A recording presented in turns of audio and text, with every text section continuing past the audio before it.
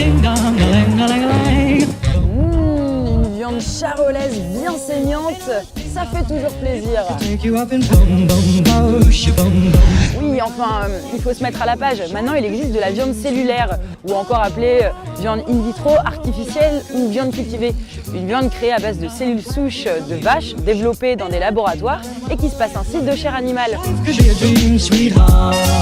Le premier steak artificiel a été créé par le professeur néerlandais Mark Post en 2013 à Londres, avec un prix attractif de 290 000 $. Un concept assez révolutionnaire qui ne s'est pas vraiment développé en France, alors que la consommation de viande ne cesse d'augmenter.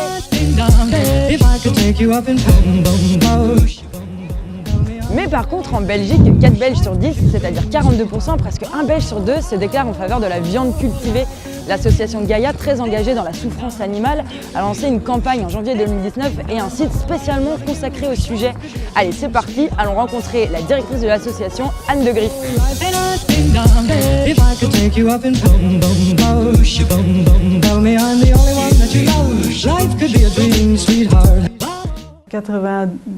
95% ou même plus des gens continuent à manger de la viande, même s'ils savent ce qui se passe dans les abattoirs, même quand ils savent ce qui se passe dans les élevages intensifs.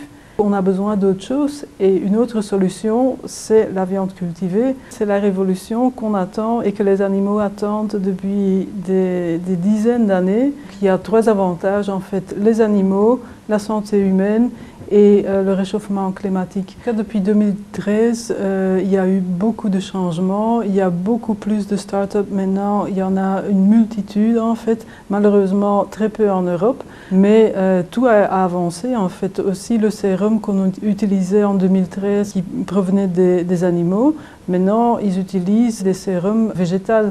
Aussi le prix, entre 2013 et maintenant, il n'y a que 6 ans et le prix a diminué de 300 000 $ jusqu'à 10 $. En tout cas, 4 sur 10 sont positifs, même très positifs, vis-à-vis de la viande cultivée.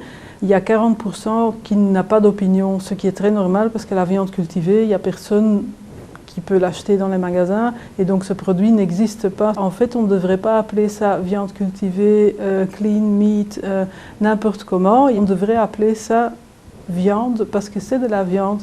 Le foie gras cultivé va avoir exactement le même goût et l'apparence, la texture d'un foie gras non cultivé, sauf que les animaux n'auront plus souffert pour en fabriquer.